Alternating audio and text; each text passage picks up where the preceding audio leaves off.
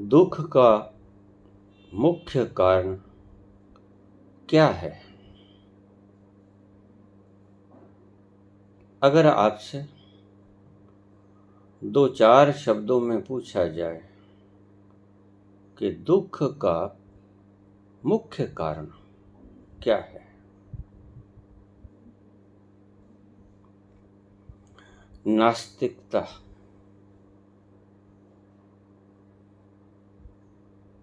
तुम हैरान होगे।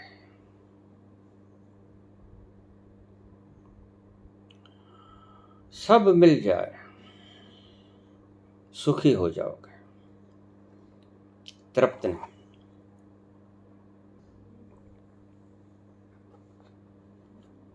धन मिल जाए, पदवी मिल जाए, मान सम्मान मिल जाए, संसार की सभी सुविधाएं मिल जाएं, सुखी हो जाओगे, तृप्त नहीं। दुखी रहोगे एक प्यास के कारण। वो प्यास है आत्मबोध की।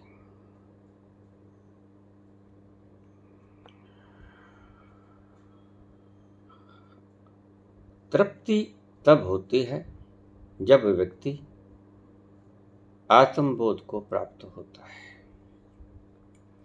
सभी दुखों का मूल कारण है नास्तिकता। नास्तिकता अपने आप में बड़े से बड़ा दुख है। नास्तिकता दुख का कारण है और आस्तिकता परम सुख का कारण है। लेकिन ध्यान रखिएगा, ये नास्तिकता और आस्तिकता बौद्धिक स्तर पे नहीं होनी चाहिए। तुम्हारी नास्तिकता और आस्तिकता दोनों ही बौद्धिक स्तर पे हैं।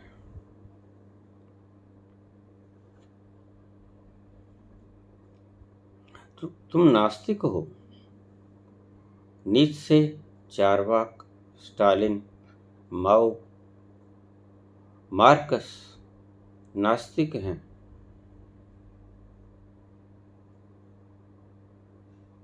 तो किसी कारण से नास्तिक हैं। उनके पीछे कोई भौतिक कारण है।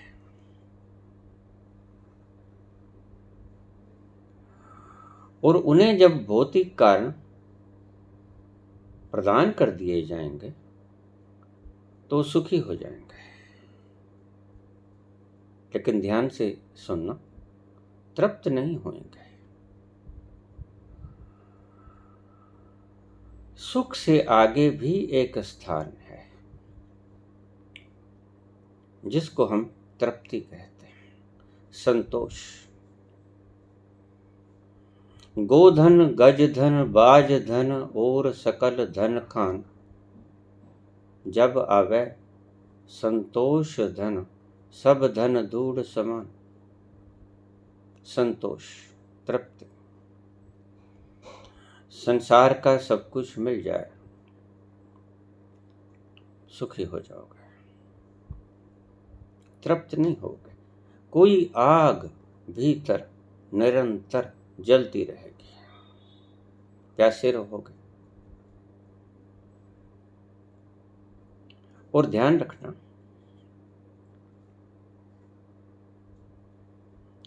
कि ये नास्तिकता तुम्हारे तोड़ने से नहीं टूटेगी, दूसरों के तोड़ने से भी पूरी नहीं टूटेगी। शक कहीं ना कहीं बरकरार रह जाएगा। सभी धर्मों ने श्रद्धा के ऊपर इतना बल दिया, ठीक भी था और कोई रास्ता भी ना था। शुरुआत श्रद्धा से करनी होगी। विश्वास की परिणति, विश्वास जब चरम पे होता है उसे श्रद्धा का नाम दिया जाता है। विश्वास से शुरू करना होगा, श्रद्धा तक पहुंच पाओगे। लेकिन श्रद्धा भी तुम्हें सुख ही दे पाएगी। श्रद्धा तुम्हें तृप्त नहीं कर पाएगी, सुख दे देगी, परम आनंद न दे पाएगी। नास्तिकता का अर्थ है कि अभी तुमने सत्य को जाना नहीं, और तुम कितने भी कम्युनिज्म में चले जाओ, समानतावादी बन जाओ,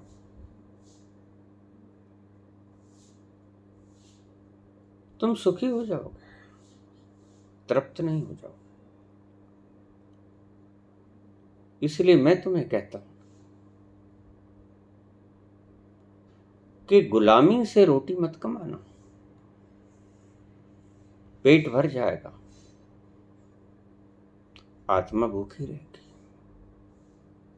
पेट तृप्त हो जाएगा, आत्मा भूखी ही रहेगी, प्यासी ही रहेगी। आत्मा की खुराक आस्तिकता है, और आस्तिकता तुम्हारे खुद के अनुभव से आनी चाहिए।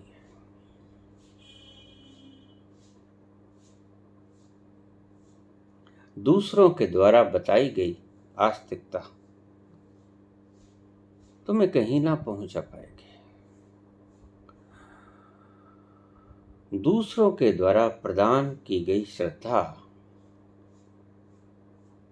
तुलसी ने लिखा, श्रद्धा विश्वास रूपिणो याभ्याम विना न पश्यन्ते। ठीक लिखा, कायदा ऐसे ही लिखा जाता है। ए अनार, कै कमल, गै गमला, ठीक। लेकिन देखिए, मुझसे लोग कह देते हैं कि आप वही बात बोल देते हो, उसी बात का खंडन कर देते हो। तो समझ लेना बात को। मैं जब कायदे की भाषा बोलता हूं तो कहता हूं ए अनार होता है भाई, खे खरगोश होता है, गै गमला होता है, और जब मैं पीएचडी की भाषा बोलता हूं तो मैं कहता हूं फेंक दो इस कायदे को। ए अनार का नहीं होता, खे खरगोश का नहीं होता, गै गमले का नहीं होता, कै कमल का नहीं होता, सिर्फ मात्र। और तुम भुचक्के रह जाते हो। बाबा कल अपने ही शब्द को वापस किए जा रहा है, अपने ही शब्द को तोड़े जा रहा है, लेकिन तुम ये नहीं देखते कि तल का बड़ा गहरा फर्क पड़ गया है। कल बोला खोपड़ी से, आज बोला हृदय के भीतर अंतरतम तल से। खोपड़ी में तो ए अनार ही ठीक है, लेकिन वो ही ए अनार वाला व्यक्ति जब पीएचडी कर देगा, वो कहेगा इस बकवास को बंद करो। कोई ए अनार नहीं होता है, कोई गै गमला नहीं होता है, सिर्फ मात्र खे खरगोश नहीं होता है। इस बकवास को बंद कर दो, फेंक दो इसको कुएं में।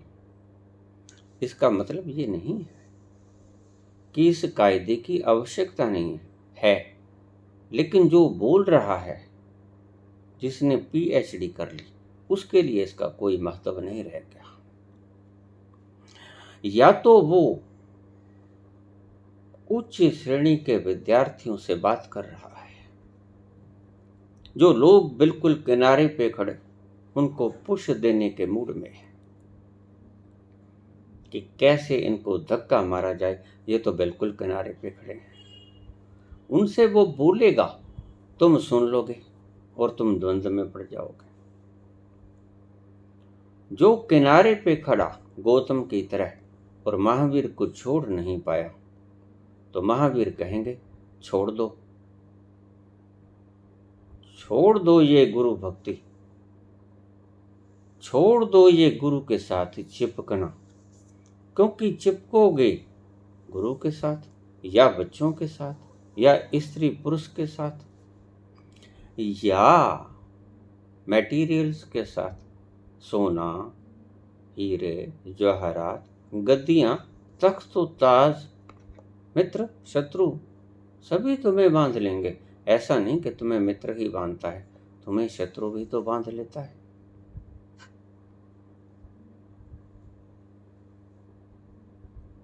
जब तक तुम बंधे हुए हो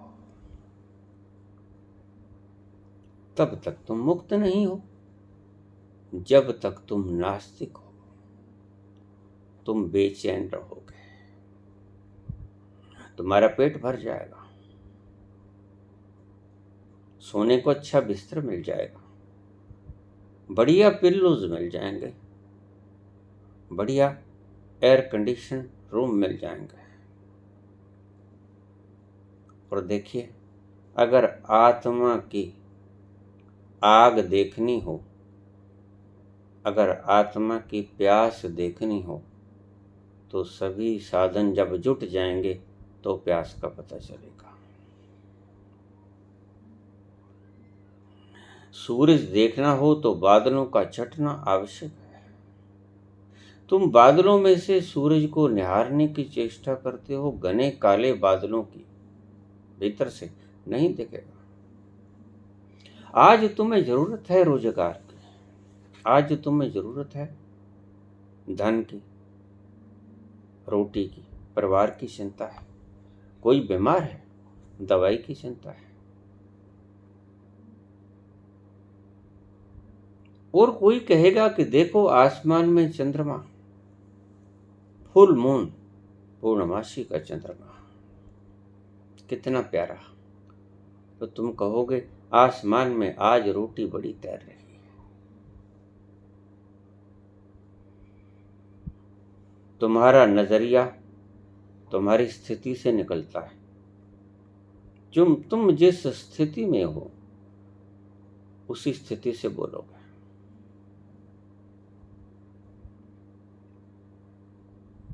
आत्मा की भूख को देखना हो तो शरीर की भूख पहले मिटानी होगी।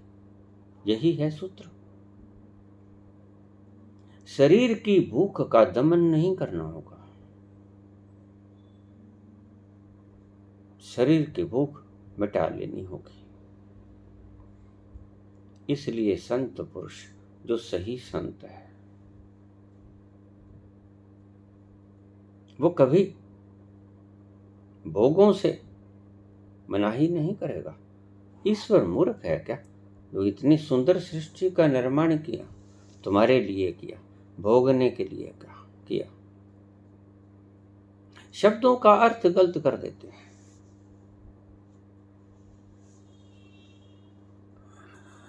ईशावास्यमिदं सर्वं यत्किंच जगत्यां जगत् तेन तक्तेन भुंजीथाः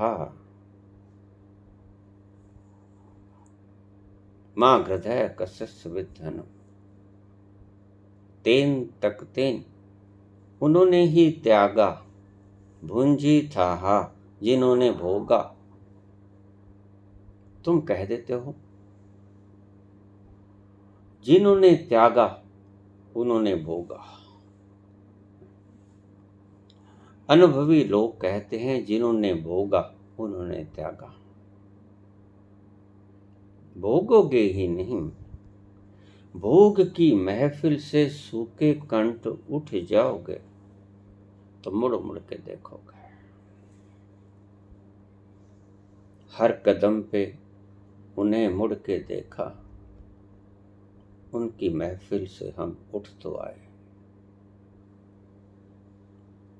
पीछे मुड़ मुड़ के देखोगे, ये भोग कहीं ऐसा तो नहीं कि इनमें होता, सुख इनमें छिपा पड़ा हो। और यह त्याग आपको कहीं पहुंचा नहीं पाएगा, जिसके कारण आप अतृप्त तो उठ के आ गए। भोग लेते ज्यादा बढ़िया रहता। तेन तत्तेन भुंजी था, जिन्होंने भोगा उन्होंने ही त्यागा।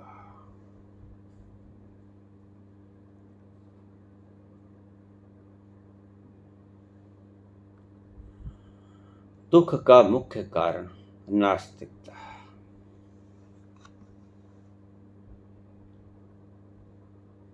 जब तक नास्तिकता है तब तक तुम उस बच्चे के समान हो जैसे करण उसको अपने पिता का पता है। पिता का वरद हस्त उसके सिर के ऊपर कभी लहराया ही नहीं। पिता का साया, माता का साया सदा ही चूकता रहा। चाहे राधा ने उसे पाल लिया, पिता का कोई पता नहीं, माँ ने उसे पाल लिया, लेकिन एक दुख सदा ही उसके भीतर बना रहा। जब ये समाज कहता, क्योंकि सामाजिक प्राणी था कारण, कोई पहुंचा हुआ व्यक्तित्व नहीं था, कि तेरा बाप कौन, तो उसके भीतर दिल में सोच के रह जाता, वो कोई जवाब न दे पाता। लोग उसे बहुत उलट पुलट बोलते हैं, ये हराम का है, ये पिता के बिना है, इसके पिता का कोई पता नहीं। उसने पिता का कभी नाम नहीं लिया, वो सदा ही कहता मैं राधे हूं, राधा का पुत्र। हालांकि उसकी असली माता तो कुंती थी। राधा ने उसका पालन किया था, जैसे यशोदा ने कृष्ण का पालन किया। मां तो उनकी देवकी थी।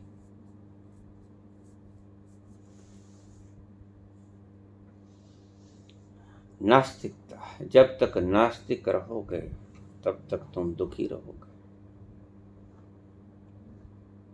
क्या किया जाए? आस्तिक हुआ जाए। आस्तिक कैसे हुआ जाए? गुरुओं के कहने से आस्तिक हुआ जाए। किसी सिद्ध गुरु ने, किसी ख्यातिवान गुरु ने कह दिया कि ईश्वर है, मान लिया जाए। नास्तिकता मिट जाएगी? नहीं मिटेगी। आस्तिकता मैं उसे कहता हूं जो तुम्हारे अनुभव से आती है। जब अपनी नगन आंखों से ईश्वर को सामने खड़ा देख लेते हो, तुम्हारी नास्तिकता मिट जाती है। वो होती है सच्ची आस्तिकता। ईश्वर सामने खड़े, वो प्यारा तुम्हारी आंखों से, ओझल नहीं, तुम्हारी आंखों के सामने खड़ा है, और तुम उसको अपनी नगन आंखों से निहार लेते हो। नास्तिकता मिट गई और बड़े से बड़ा दुख का कारण मिट गया। जैसे ही तुम आस्तिक हुए, सच्चे शब्द समझना, वैसे ही तुम्हारा दुख विलीन हो गया। सभी कहते हैं मैं दुखी हूं, और इतना दुखी हूं कि फिर इस दुनिया में कभी नहीं आना चाहता। इसलिए हमारे ऋषियों ने मानस जन्म को बड़ा दुर्लभ बताया। देवता तरसते हैं इसके लिए, मनुष्य जामे के लिए। और तुम इस मनुष्य जामे में फिर से आना नहीं चाहते। क्या हुआ? मनुष्य जामे में आकर नास्तिकता तुम्हें घेरे रही और फिर तुमने सोचा कि ये सुबह उठना, ये नहाना धोना, नित्य कर्म, और उसके बाद काम धाम, खाना पीना, शाम को दफ्तर से आना या दुकान से आना और सो जाना, बच्चे पैदा करना, पालन पोषण करना। अगर यही जीवन है, सच में तो तुम ये बोल रहे हो। अगर तुम कहते हो कि मैं फिर से इस धरती पे नहीं आना चाहता, पुनर्आगमन नहीं करना चाहता, तो तुम ये कहते हो अगर जिंदगी ऐसी है तो मैं फिर से नहीं आना चाहता। सही मतलब आपका कहने का ये है, क्योंकि इस जीवन में तुमने दुख के सिवा कुछ नहीं पाया। बाहर से आप सुखी होने का नाटक कर रहे हो। जिन्होंने पैसा कमा लिया और जब देखा कि नाक कटाने से परमात्मा नहीं मिलता, पैसा कमाने से परमात्मा नहीं मिलता, तो वह होठों पे झूठी लाली लगा लेते, मुख पर खुशी थोप लेते।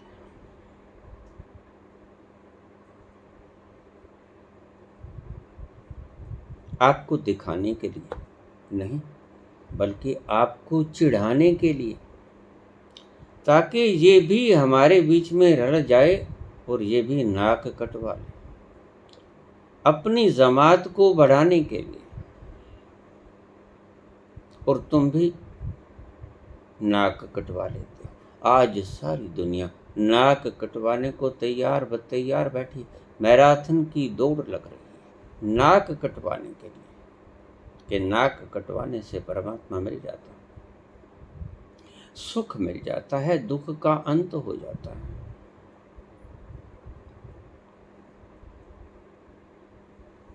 होता है? नहीं होता। जानता वो है जिसने अमीरी को भोग लिया। अमीरी को भोगने वाले बुद्ध तख्तों को लात मार के चले जाते हैं। ये किस बात का सबूत है?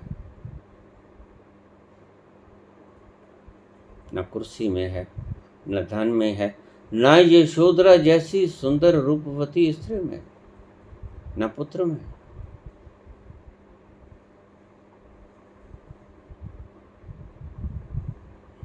मीरा जैसी महलों की रानी नंगे पांव दौड़ती है रैदास की कुटिया की तरफ। प्यास लगी है गहरी, जिस प्यास को ये बाहर का द्रव्य मिटा न पाया, बुझा न पाया। मीरा ने सभी भोग भोग लिए, क्योंकि राजा की पत्नी थी, महलों की रानी थी। सभी भोगने योग्य पदार्थ, सभी सुख देने वाले पदार्थ उसके पास मुहैया थे। ऐसा नहीं कि गरीबी के कारण उसने पांव नंगे रखे, मदहोशी के कारण, उस प्यास के कारण उसने पांव नंगे ही दौड़ी सड़कों के ऊपर। रैदास की कुटिया में जाकर उसे विश्राम मिला।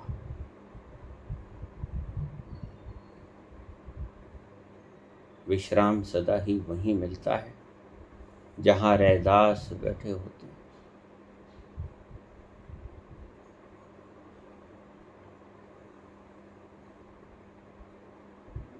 अनहद में विश्राम। सभी हदों को पार करके जो अपने स्वरूप में स्थित हो गया, सभी को विश्राम वहीं मिला करता है। और जैसे ही नास्तिकता टूटेगी, तुम अनहद में प्रवेश कर जाओगे, विश्राम मिल जाएगा। या ऐसे कह लो, जैसे ही तुम अनहद में विश्राम करने लगोगे, तैसे ही तुम नास्तिकता को समाप्त कर दोगे। तुम्हारी नास्तिकता स्वतः विनष्ट हो जाएगी, आस्तिकता का जन्म हो जाएगा। सच्ची आस्तिकता का मैं बात कर रहा हूं। आप झूठे आस्तिक हो, आप नास्तिक भी झूठे हो।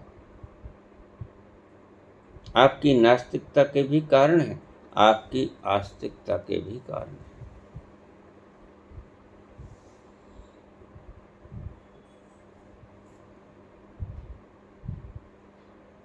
आपकी नास्तिकता के कारण है। मार्कस कहता है, मैं ऐसे परमात्मा को क्यों मानूं जो मुझे खाने को रोटी नहीं देता। इनकी नास्तिकता रोटी के ऊपर खड़ी है।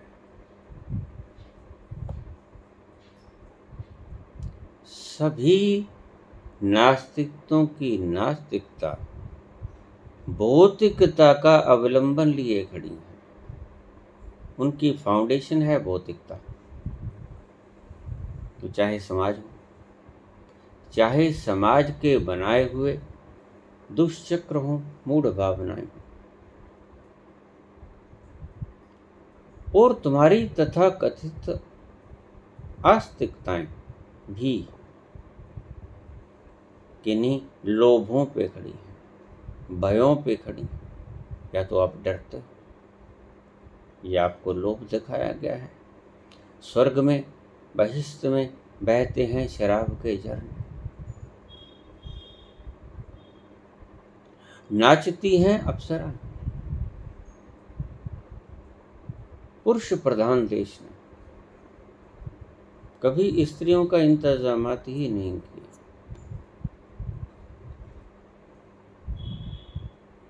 पुरुष प्रधान जैन धर्म मानता ही नहीं कि स्त्री परमात्मा को प्राप्त कर सकती है। इसलिए उसने स्वर्ग में सुंदर पुरुषों की कल्पना ही नहीं की। पुरुष ज्यादा सुंदर होते हैं स्त्रियों से। आज तक कोई आपकी धरती के ऊपर ऐसा पुरुष नहीं आया होगा जिसको इतना प्यार और श्रद्धा मिली होगी जितनी कृष्ण को मिली। वो घुंघराले वाला श्याम वर्ण सबके हृदयों में छा गया। शराब के नशे की तरह उसकी बंसरी की धुन आपको लुभा गई। किसी धर्म ने स्वर्ग में सुंदर पुरुषों का निर्माण नहीं किया। क्या स्त्रियों को काम वासना नहीं जगती? उनका भी तो इंतजामात होना चाहिए। लेकिन पुरुष प्रधान समाज ने सदा ही फिक्र की पुरुषों की, स्त्रियों की फिक्र कभी नहीं की। स्वर्ग में शराब के झरने बहते हैं। जो पुरुष पीता है शराब, स्त्रियों को मना है। अगर वो शराब पीने लगी स्त्रियां, तो बच्चे ढोलमोल पैदा होंगे। फिर कैसे तुम जन्म दे पाएगी स्त्री वीर बंदा बहादुर को? कैसे उस भरत को जन्म दे पाएगी जो शेर के जबड़े के भीतर हाथ डालकर उसको पाड़ दिया करता है? हरि सिंह नलवा कैसे जन्म लेगा? कैसे महाराजा रणजीत सिंह, महाराणा प्रताप, शिवाजी, मरट्टा जन्म ले पाएंगे? लेकिन कल ही मैं एक देवी का प्रवचन सुन रहा था। मुझे इन देवियों के प्रवचन अच्छे बहुत लगते हैं। बड़ा बड़ा प्यारी प्यारी भाषा बोलती है। ताजा ताजा मेकअप की दुकान से निकल के बैठ आसन पे आकर बैठ जाती।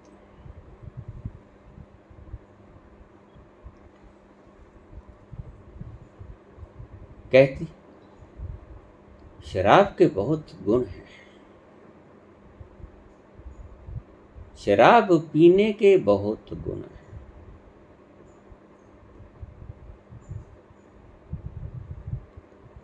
तो मैं चौंका।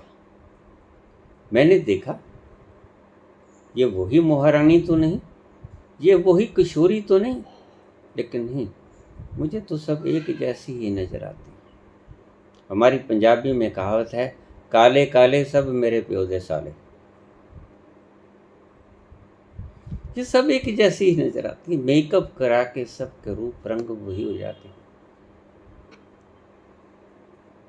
मैंने कहा सुने तो, कितनी बढ़िया बुद्धि वाली बात।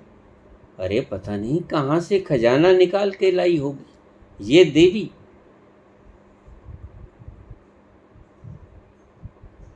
तो बोली, अगर आप पूछोगे तो मैं बताऊंगा। अरे भाई, अगर पूछने से ही बताना था तो आपने पहले आग क्यों लगाई? अगला पूछेगा। शराबियों के कान खड़े हो गए, अलर्ट हो गए, सावधान फौजियों की तरह। जैसे जंग शुरू हो गया उनके काम की बात आ गई। कान खोल लिए कि कहीं कोई बात चूक ना जाए। और वो देवी बोली, अगर पूछोगे तो मैं बताऊंगी। शराब पीने के बहुत फायदे हैं। शराब बहुत अच्छी चीज है। हिंदुस्तान इस गर्त तक, ज्ञान की इस गर्त तक गिर चुका है आज। उसका मैं आपको उदाहरण दे रहा हूं। पीछे एक उदाहरण दिया मैंने।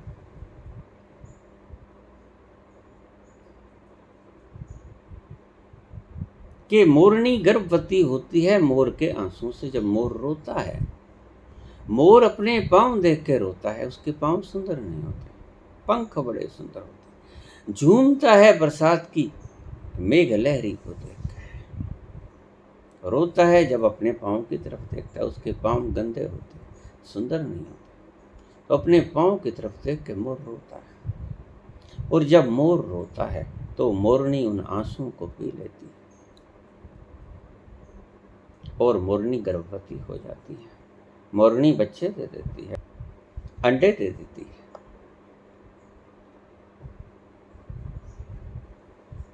तो मैंने साथ बैठे व्यक्ति से कहा, नोट करो प्लीज,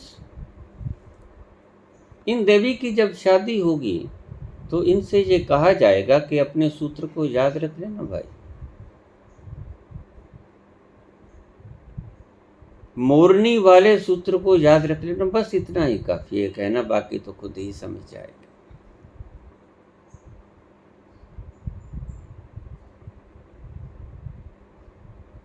मोरनी वाले आंसू को पीने वाला सूत्र समझा देना। फेरों के वक्त ब्राह्मण को कह देना कि ये सूत्र भी समझा दे। खैर, ये दूसरी देवी बोल रही थी, शराब पीने के बड़े फायदे। मैं गनाऊं अगर तुम पूछो तो? अरे वही पहले आग ही क्यों लगाई?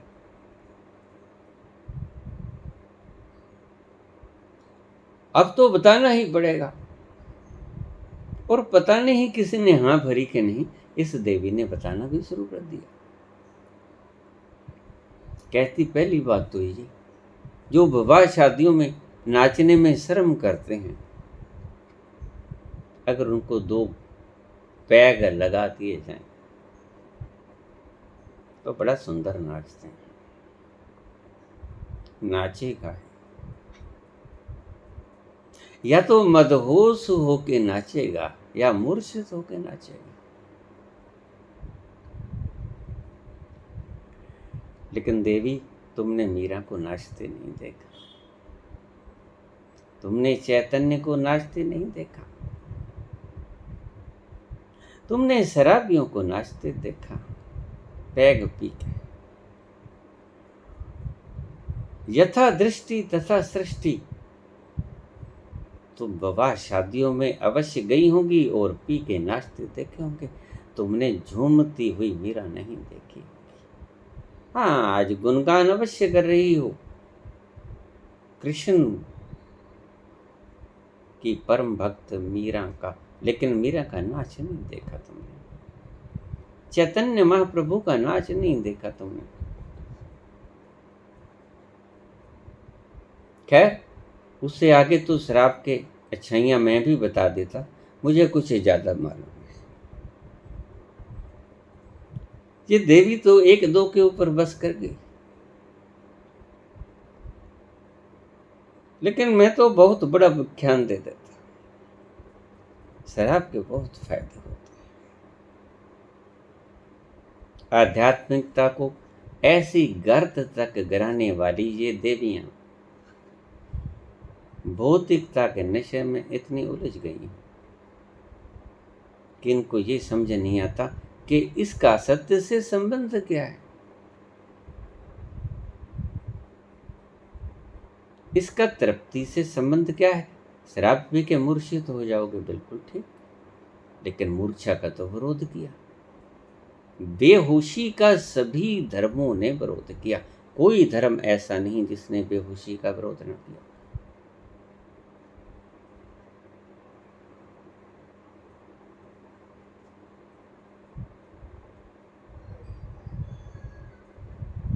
ऐसी ऐसी प्रवचन करता, ऐसे ऐसे प्रवचन करता। आज हमारी धार्मिक स्टेजों पर उपलब्ध हैं।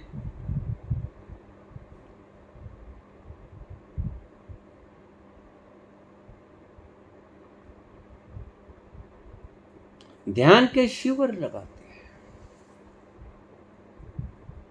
मेरी दृष्टि में नानक ने कभी ध्यान के शिविर नहीं लगाए, कबीर ने कभी ध्यान के शिविर नहीं लगाए।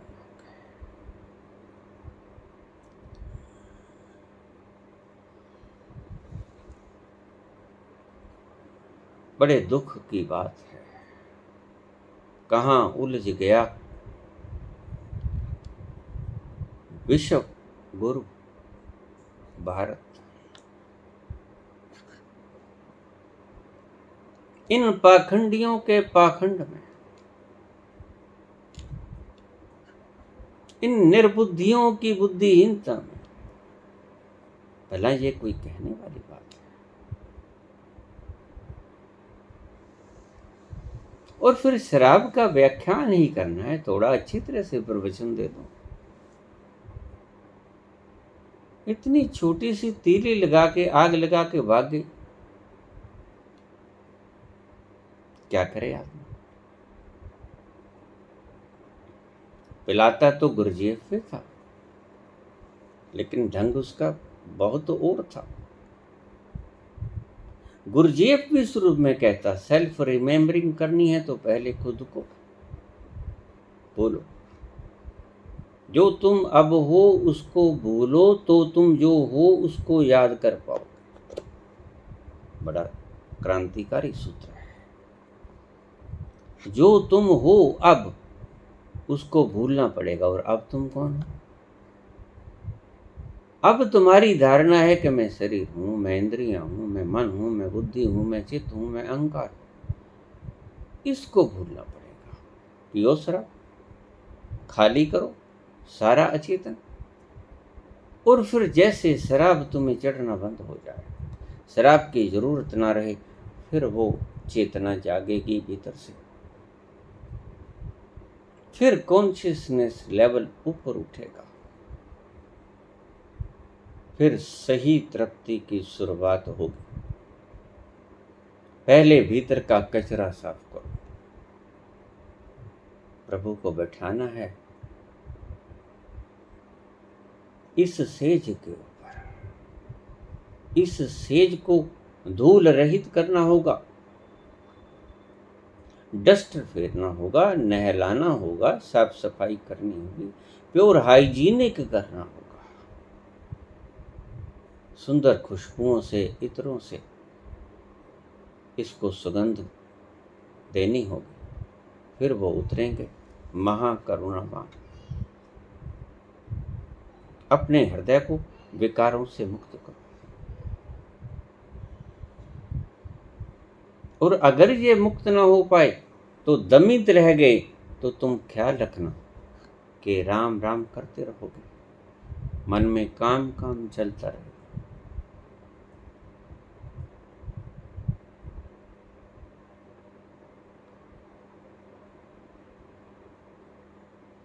नास्तिकता सबसे बड़ा दुख है।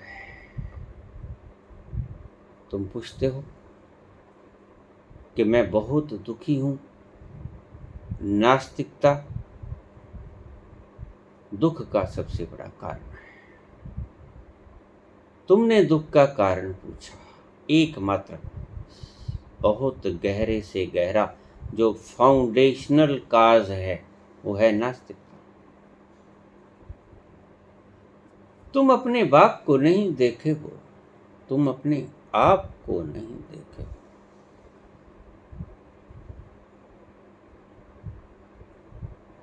तुम्हें अपने पिता का कोई अनुभव नहीं है। कहते हो मैं अमृत पुत्र हूं, लेकिन जानते नहीं कि तुम्हारा पिता है कौन।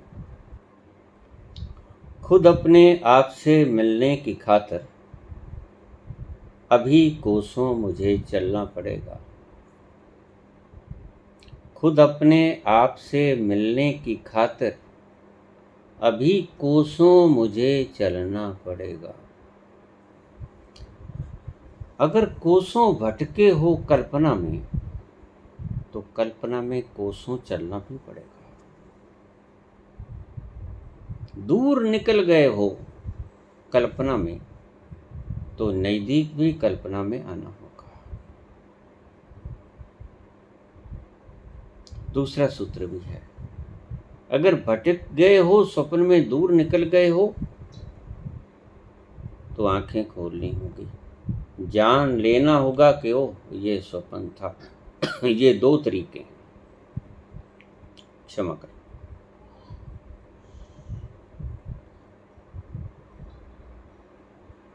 एक स्वप्न में ही गए हो और स्वप्न में ही वापस आ जाओ, एक तो तरीका ये।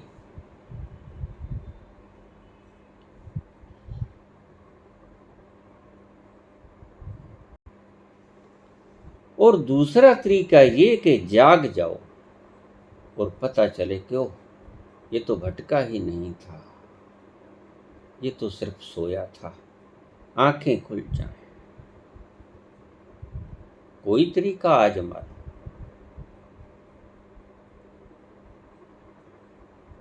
तुम जागते हो नाम स्मरण से,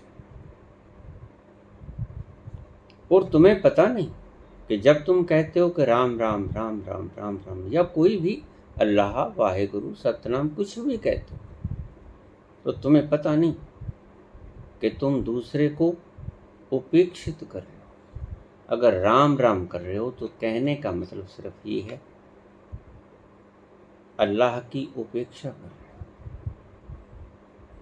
हो, वाहेगुरु की उपेक्षा कर रहे हो, गॉड का तिरस्कार कर रहे हो, भेद पैदा कर रहे हो कि बस राम ही है।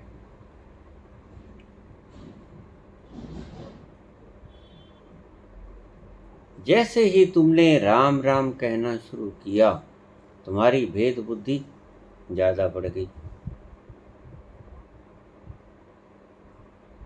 क्योंकि तुमने ये मान लिया कि बस राम ही से मिलेगा, शाम से नहीं मिलेगा, अल्लाह से नहीं मिलेगा, गॉड से नहीं मिलेगा। आपको पता कि जितने नाम भगवान कृष्ण के हमारे सनातन धर्म में दिए गए, शायद सभी नाम जो हमने रखे वो भगवान कृष्ण के नाम। विष्णु के सहस्र नामों में 1000 नाम,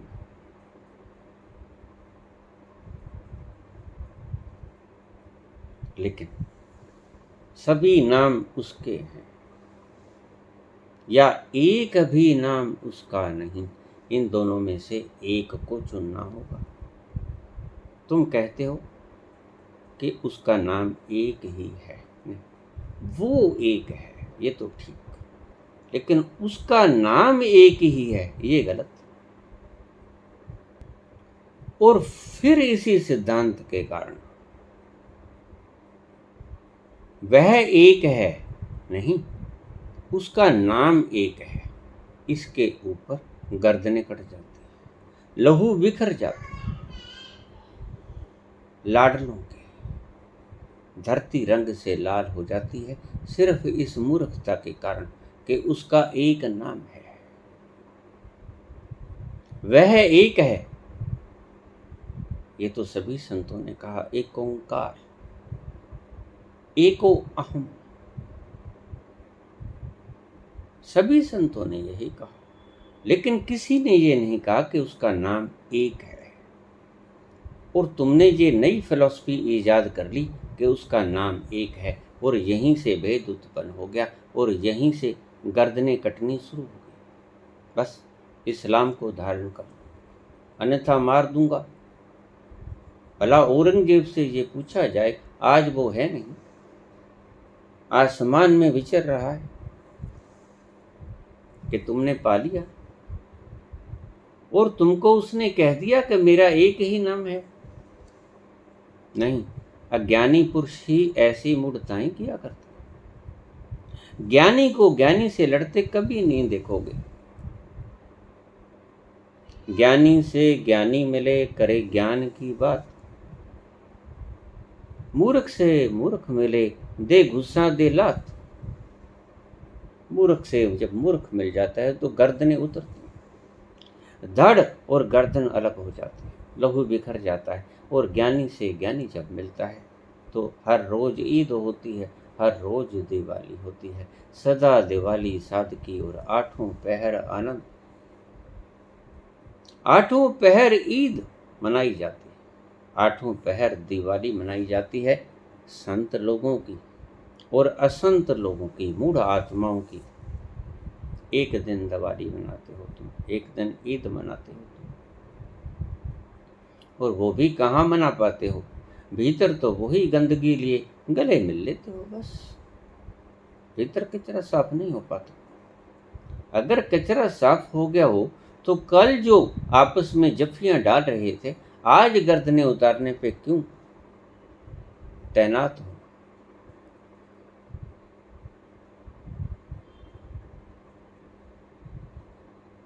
नहीं, गंदगी साफ नहीं, दिखावा, लबादा ओढ़ लिया।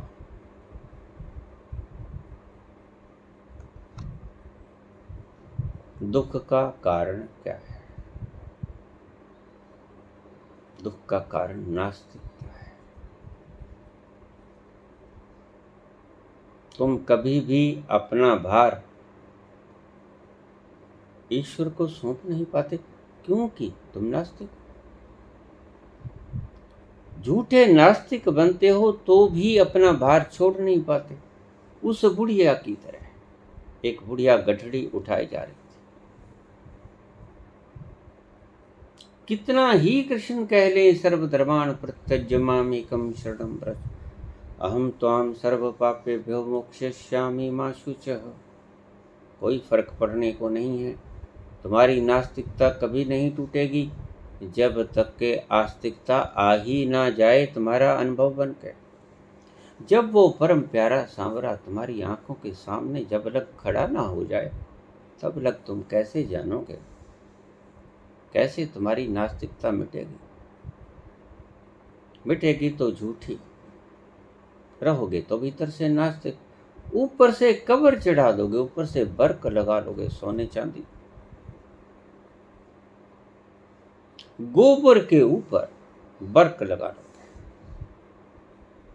और गोबर के ऊपर बर्क लगाने से गोबर बर्फी नहीं बना जा सकता, गोबर कलाकंद नहीं बनता, गोबर सुंदर मिष्ठान नहीं बना करता, बर्क कितना ही लगा लो।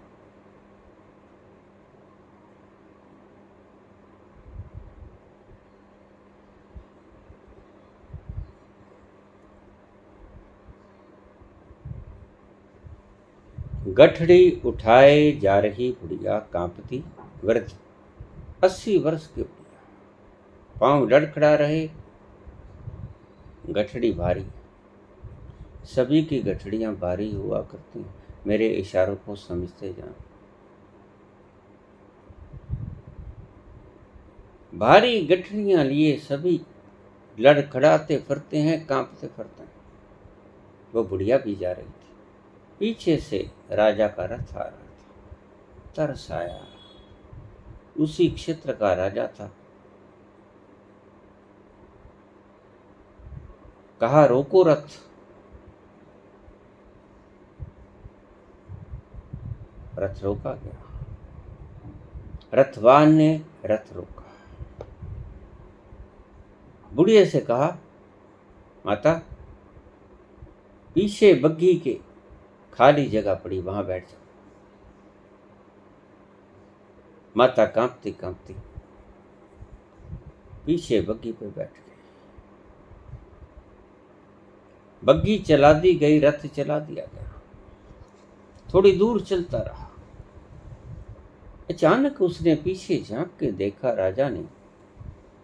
तो बुढ़िया बैठी बड़े आराम से, लेकिन सिर के ऊपर गठड़ी वैसे ही रखी हुई है।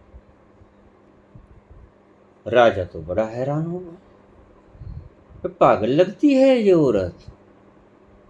कहा, माता, गठड़ी क्यों सिर पे उठाए? गठड़ी को भी नीचे रख दो, बहुत जगह है बग्घी में। तो बहुत स्नेह भरी वाणी से बोली माता, नहीं राजा साहब, आपने मुझे गद्दी पे बैठने के लिए कह दिया, इतना ही बहुत ही शुक्रगुजार। अब मैं गठड़ी का बोझ आपके रथ के ऊपर नहीं डालना चाहती। कितना ही कृष्ण कह दें, अहम त्वाम सर्व पापेभ्यो मोक्षयिष्यामि मा शुचः। मैं तुम्हारी सिर गठड़ी का भार सब अपने ऊपर ले लूंगा, बस तुम मेरी शरण में आ जाओ। लेकिन तुम गठड़ी कहाँ सौंपते हो? तुम कर्म सौंप देते हो, तुम कर्ता नहीं सौंपते। इसको शब्द को फिर समझ लेना गहरा है। मुझे पता है आपको ये शब्द समझ नहीं आएगा, बहुत बार सुननी पड़ेगी ये वीडियो आपको। तुम कर्ता को नहीं सौंपते कृष्ण को, तुम कर्म को सौंप देते हो। कर्म का मूल उद्गम कर्ता भाव, ये नहीं सौंपते।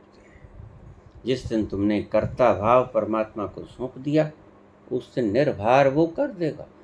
कर ही क्या देगा, तुम हो ही जाओगे। तुम्हारे ही कारण गठड़ी सिर पे, तुम ही अपने हाथ से फेंक दोगे। ज्यों की त्यों धर दीनी चदरिया, बड़े जतन से ओढ़ी चदरिया। तुमने ही अपने जतन से ये गठड़ी अपने सिर के ऊपर उठा रखी, और तुम ही अपने हाथों से इस गठड़ी को उसके रथ के ऊपर रखोगे, और रथ को कोई फर्क पड़ने को नहीं है, तुम हल्के हो जाओगे।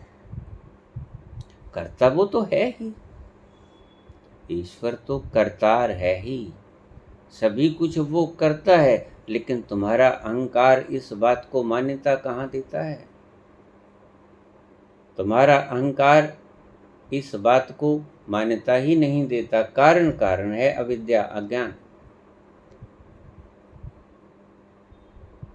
उसने वो हाथ जो कठपुतलियों को नचा रहे थे कभी नहीं देखे, इसलिए मानता नहीं। वो कहता नहीं, तुम झूठ बोलते हो, मैं राजा हूं, मेरे कारण राजा हूं। पंडितों ने समझाया है कि तुम राजा हो तो अवश्य कोई अच्छे कर्म किया तो राजा हो, तुम भिखारी हो तो अवश्य कोई बुरे कर्म किए होंगे तो भिखारी। और तुमने इतनी बार दोहराएगी ये बात, तुम्हारे पंडितों के द्वारा, तुम्हारे गुरुओं के द्वारा, तुम्हारे आचार्यों के द्वारा। इतनी बार दोहराने से साइकोलॉजिकल हिप्नोटिज्म हो जाया करता है।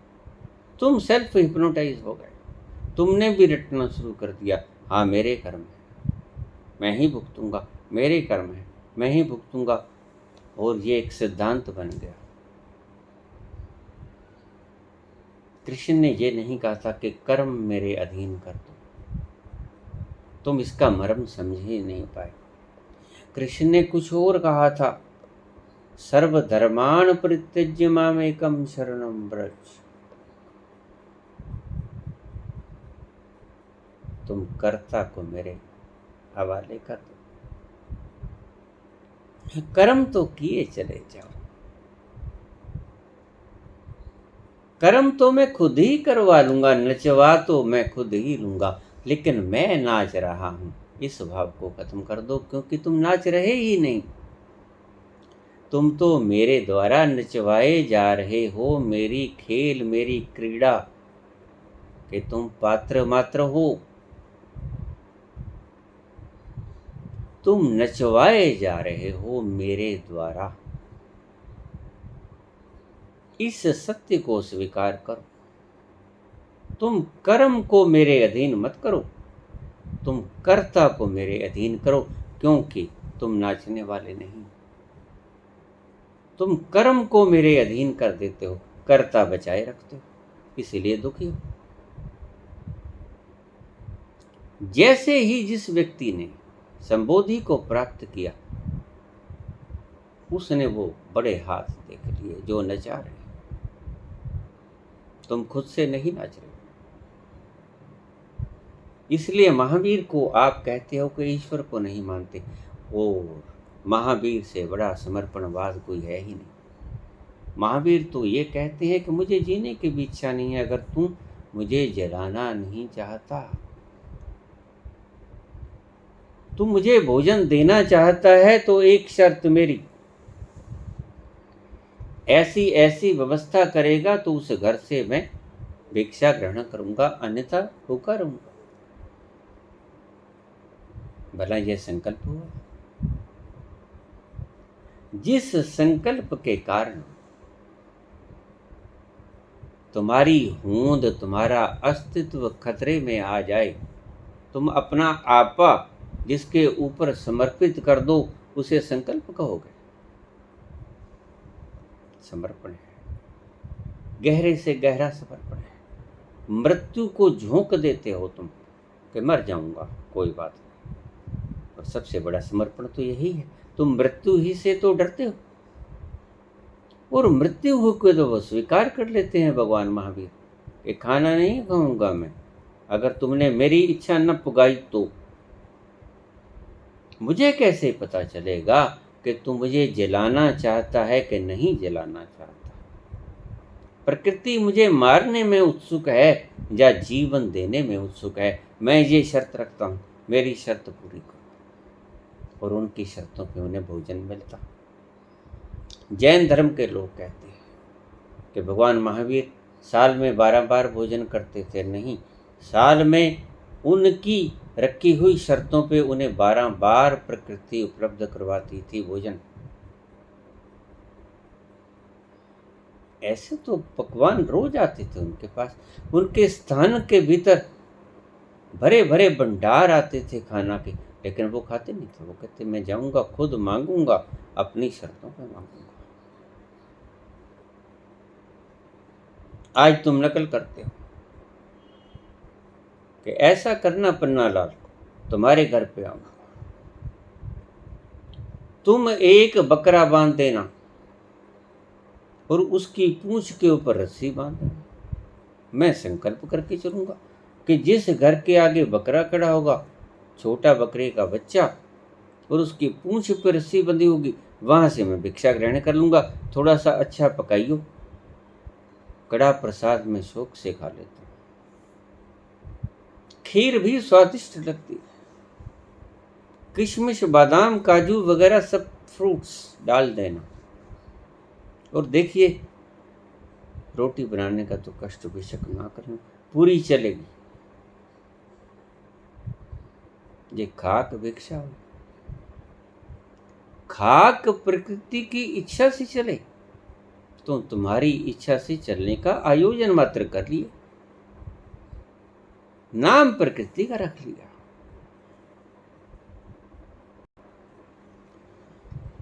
राजा बोला, माता ये तुम क्या किए हो? गठरी उतार के नीचे रख दो। नहीं पुत्र, नहीं राजा, मैं इतना बोझ तुम पे नहीं डालना चाहती। इतना ही बहुत कि तुमने मेरे रथ को मेरे भार से युक्त कर दिया। गठड़ी को भी मैं रथ के ऊपर लाद दूं, शुभ ना रहेगा। अंगुली पकड़ के पहुंचा पकड़ना हो जाएगा। अब राजा क्या समझे? अजीब पागल से पाला पड़ा। गठड़ी का भार तो अब भी रथ पर पड़ रहा है। उतार के रख देगी तो भी रथ पर ही रहेगा, जरा फर्क नहीं पड़ेगा। लेकिन इसको फर्क पड़ जाएगा। ये जो 50 किलो की गठड़ी सिर पे टांगे फिर रही है, इसको बहुत फर्क पड़ जाएगा। ये नास्तिक से आस्तिक हो जाएगी। जैसे ही तुम अपने कर्ता की गठड़ी का बोझ ईश्वर के रथ के ऊपर रख देते हो उतार के, तुम आस्तिक हो जाते हो और तुम निर्बोझ हो जाते हो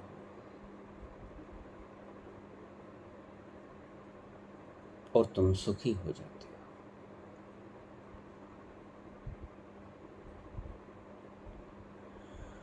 लेकिन इस बात को ध्यान में रखना कि कल्पना में गठड़ी को रथ के ऊपर मत उतार के रख देना, सच में ही रख देना। मैंने आपसे कहा, मैं जब साधना शुरू किए तो मैं आंख बंद के चला करता था। घर से चलना, गौशाला मंदिर जाना, सारे रास्ते आंखें बंद।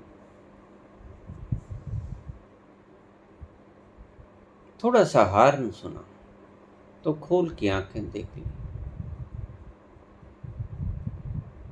फिर आंखें बंद।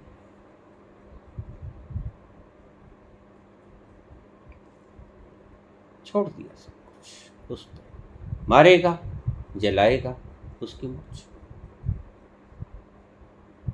मैं क्या कर सकता हूं? मृत्यु तो आज नहीं कल आएगी। वो फिर आज ही मारना चाहता है तुम्हारी। मैंने अपना बोझ, वो गठड़ी उसके रथ के ऊपर रख दी और कभी मैं किसी चीज के भीतर टकराया नहीं। अपूर्व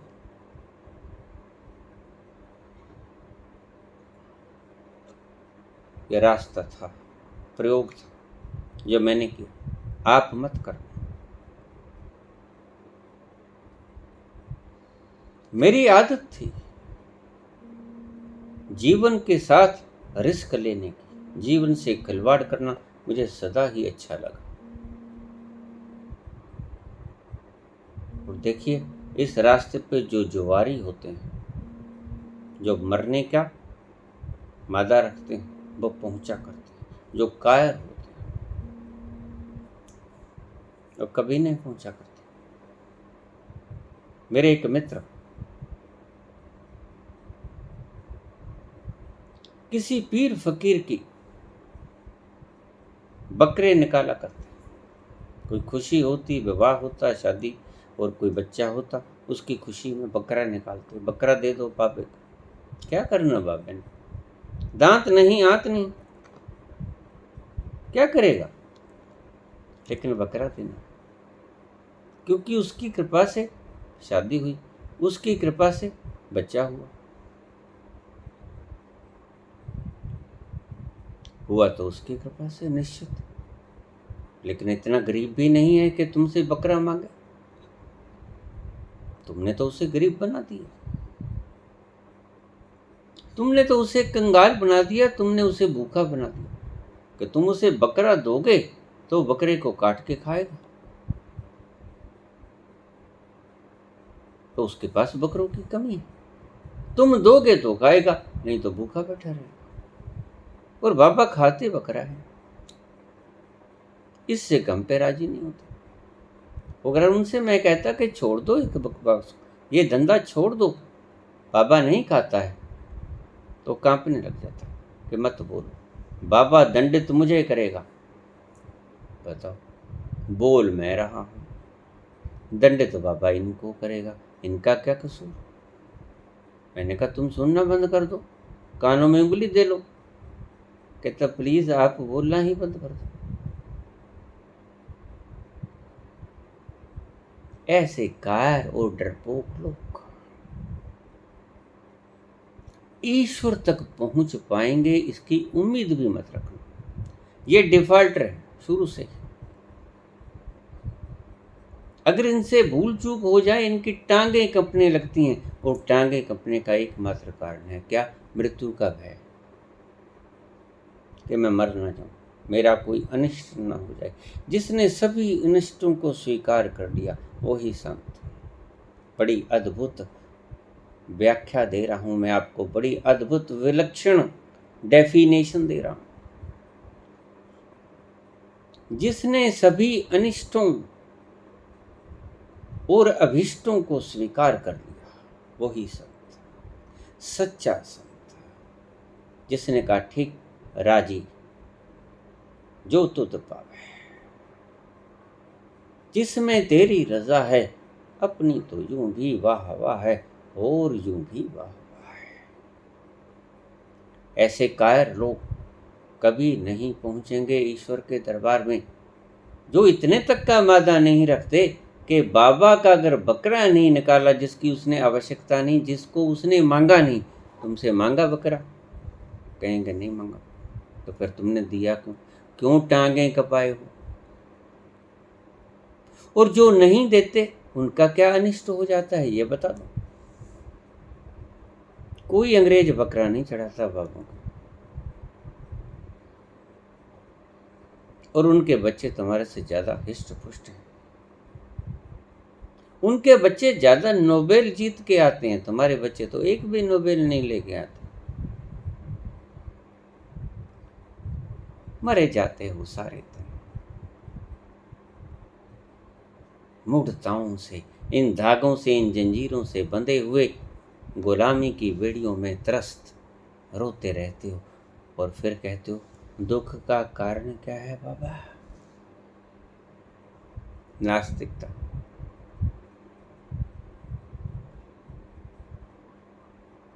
कहती राजा मैं इतना पाप तो नहीं करूंगी, अब मेरा भार रथ पे पड़ रहा, मेरी इस गठड़ी का, मेरे पापों का, मेरे कर्मों का भार तो तुम पे ना रखूं, ये तो मुझे ही रखने दो, मुझे ही भोगने दो। राजा ने माथे पे हाथ मारा। अजीब पागल से वास्ता पड़ा है, और ये तुम्हारी कहानी है, उस बुढ़िया की कहानी नहीं है, अन्यथा तुम्हें सुनाता क्यों? तुम हर कर्म के कर्ता तुम खुद, इसीलिए दुखी। बस जब भी दुखी हो तो मेरा एक फॉर्मूला लिख लेना, उकेर के अपने हृदय की ऊपर स्वर्ण अक्षरों में। जब तुम दुखी हो तो समझ लेना कि नास्तिकता आ गई।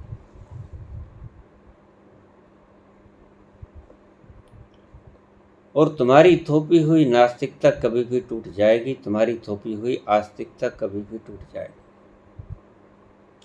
और जिस आस्तिकता को कोई तोड़ दे, जिस आस्तिकता और नास्तिकता को कोई तोड़ दे, वो सच्ची हुआ ही नहीं करती। जो टूटे ना वो सच्ची हुआ करती। अभी कल मैं एक भजन सुन रहा था, दाता मैनू सब कुछ दिता, दाता मैनू सब कुछ दिता, क्यों ना शुक्र मनावा। बड़ी लहर में बोल रहा था। मैंने कहा और अगर वो सब कुछ ना देता तो शुक्र ना मनाते? इसका तो अर्थ यही हुआ ना, दाता मैनू सब कुछ दिता क्यों ना शुक्र मनावा। इसका मतलब अगर वो सब कुछ ना देता तो तुम शुक्र ना मनाते। साफ साफ बात है, एनालिसिस कीजिए। तुम्हारा शुक्र तुम्हारे मापदंडों पे है,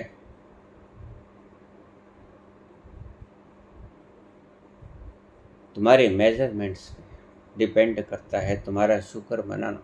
अगर दाता कुछ ना देता आपको तो आप शुक्र ना मनाते। एक टांग कम दे दी तो शुक्र ना मनाते। नेगेटिविटी की तरफ आपके 32 दांत, आपने कभी शुक्र नहीं मनाया। एक टूट जाता है, बार बार जीभ उधर जाती है, एक नहीं रहा। जब तक था कभी शुक्र नहीं मनाया। छिन गया तो शुक्र मनाया कि इतने थे, आज क्यों छिन गया, दुख मनाते। कंडीशनल है तुम्हारा शुक्राना। और यही मैं कहता हूं कि तुम्हारा शुक्राना कंडीशनल है। देख पराई चौपड़ी मत ललचावे जी, रुखी सुखी खाए के ठंडा पानी पी। दूसरों की चौपड़ी देखकर अपना जी मत ललचा, रुखी सुखी खाए के बिना सब्जी बिना नमक को खाई के ठंडा पानी पी। ठंडा पानी पी ले, सब्र कर, शुक्र मना। इतना ना देता तो क्या कर लेते, उसका क्या बिगाड़ लेते। मालिक है, दे दे ना दे ना दे, तुम उसका कुछ नहीं कर सकते।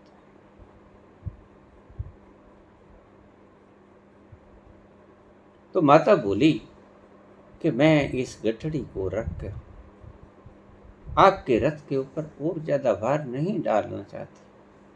तुम भी ऐसा ही कहते हो कि बस कर्म रख दिए, करता तो मेरे पास ही रहने। सिर के ऊपर गांठ बांध के, गठड़ी बांध के आप कर्ता का भार नाजायज ही उठाए जाते हो, जबकि कर्ता तुम हो ही नहीं। तुम बैठे उस रथ पे हो जो सारा भार संभालता है, तुम्हारा भी, तुम्हारी गठड़ी का भी। और तुम सारा भार उसके ऊपर रख के भी कहते हो कि बस अपना ही भार मेरा काफी है, मेरे गठड़ी का भार तो मेरे सिर के ऊपर रहने ही दो, मेरे कर्मों को तो मैं खुद ही भोगूंगा। ये बड़ा सूक्ष्म अहंकार है। बहुत उलट बात कह दी मैंने। मेरे कर्मों को मैं ही भोगूंगा, ये तुम्हारा सूक्ष्म अहंकार है। ऐसे मुकरने वाला मैं नहीं हूं, मैंने किए तो मैं भोगूंगा भी, ये तुम्हारा सूक्ष्म अहंकार है।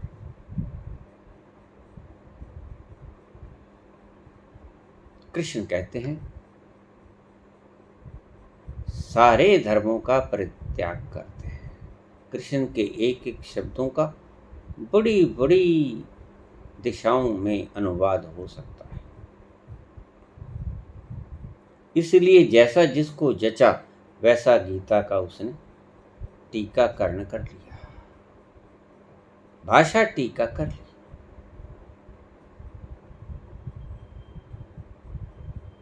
सर्वधर्मान् परित्यज्य मामेकं शरणं व्रज। एक मेरी शरण में आ जा, बस आप यही अर्थ रखो। और जब शरण में जाओगे तो गठड़ी अपनी सिर के ऊपर से पटक के, तुम गाड़ी में बैठते हो तो अपना भार लगेज रूम में रख देते हो, ऊपर वाली सीट पर रख देते हो, सिर के ऊपर थोड़े रखते हो। ऐसा ही करना, अपने जीवन की नैया का भार उसके ऊपर रख देना जिसके रथ में बैठे।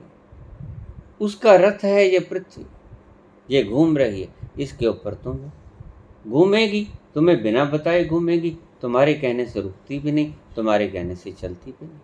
तुम्हारे कहने से क्या होता है, हवाएं चलती हैं, फूल खिलते हैं, खुशबू बिखेरते हैं, मेघ बरसते हैं, सूरज निकलता है, चंद्रमा, पंछी गीत गाते हैं, कलरव करते हैं पंछी, नदियां बहती है, झरने, नदियां, समुद्र उफान खाती हैं। नहीं, तुम्हारे कहने से क्या होता है? कुछ नहीं होता। लेकिन तुम क्या कहते हो कि मेरे कहने से सब कुछ होता है, और तुम्हारी भ्रांति आखिर में टूट जाती है, आखिर में तुम हार जाते हो। जिस बात का सारी उम्र तुमने प्रचार किया, आखिर में वही बात ईश्वर तुम्हें सत्य कर देता है कि ये देखो सच्चाई ये है, और फिर तुम कहते हो राम नाम सत्य है। उससे पहले जीते जी राम नाम सत्य नहीं था। आज मर गया, आज पिसर गया, आज धरती के ऊपर बिखर गया, तो तुम कहते राम नाम सत्य है।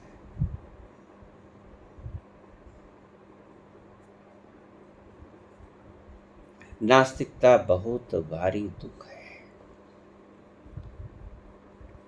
अगर सुख चाहते हो, सुख तुम्हारे जैसा नहीं, सुविधाओं को तुम सुख मान लेते हो, यही गलती कर लेते हो। सुविधाएं पैसे से आती हैं, बिल्कुल ठीक। सुविधाएं पैसों से खरीदी जाती हैं, बिल्कुल ठीक।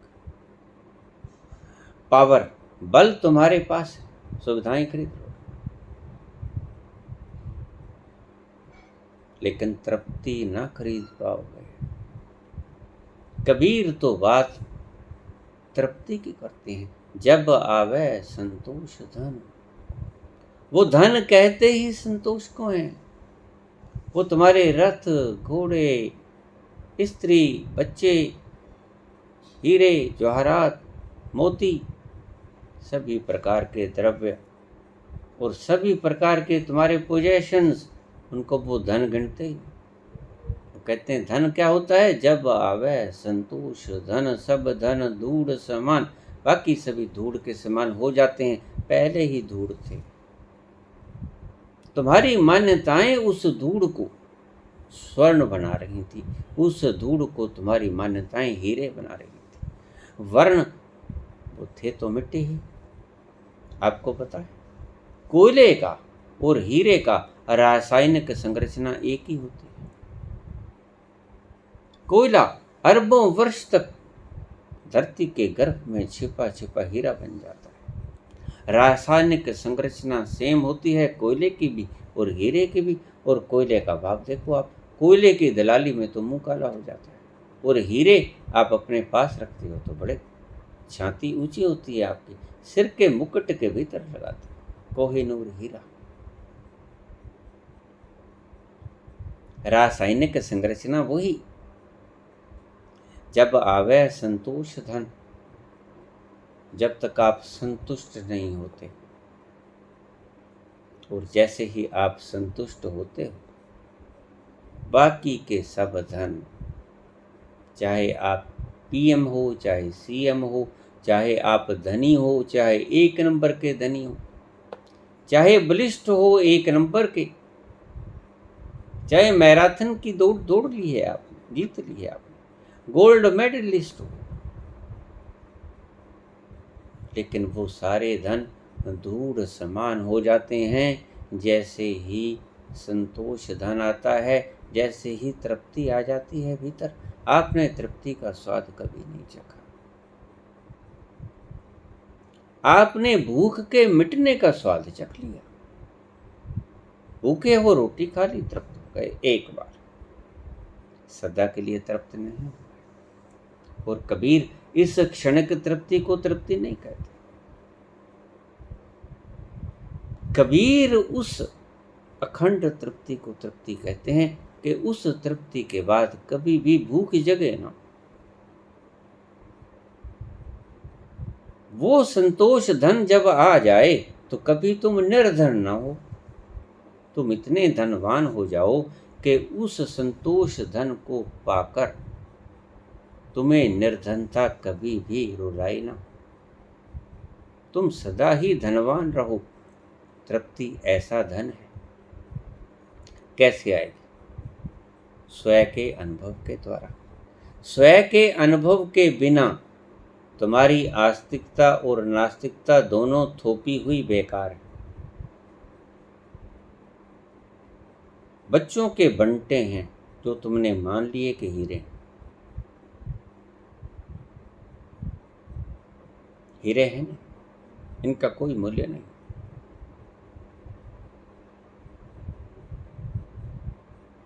तुम्हारी तृप्तियां जिससे तुम्हें क्षणिक सुख मिलता है, आईएएस बन गए, आईपीएस बन गए, यूपीएससी का एग्जाम पास कर लिया,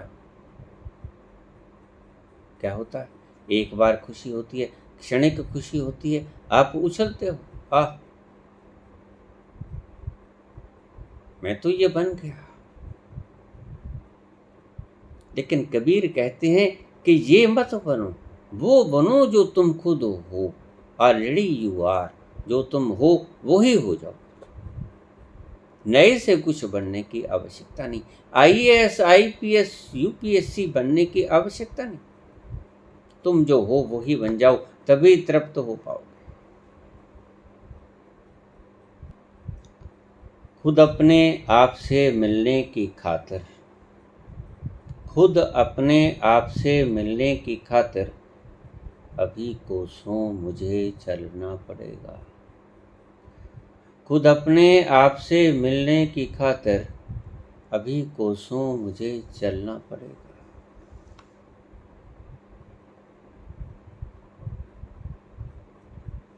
अपने पास पहुंच जाओ। जैसे ही तृप्त हुए, नास्तिकता मिटी, आस्तिकता मिटी, झूठी। सच्ची आस्तिकता आई। अपने आप से मिलने की खातिर अभी कोसों मुझे चलना पड़ेगा। तुम सच में ही तुमसे मिल जाओगे, तुम सच में ही खुद के पास पहुंच जाओगे और तुम आनंद का, अमृत का, रसधार का, मदहोशी का खजाना हो, सागर। पियो, पियो इसकी मस्ती को, झूमो इसके सरूर में मदहोश होके, बेसुधी होके।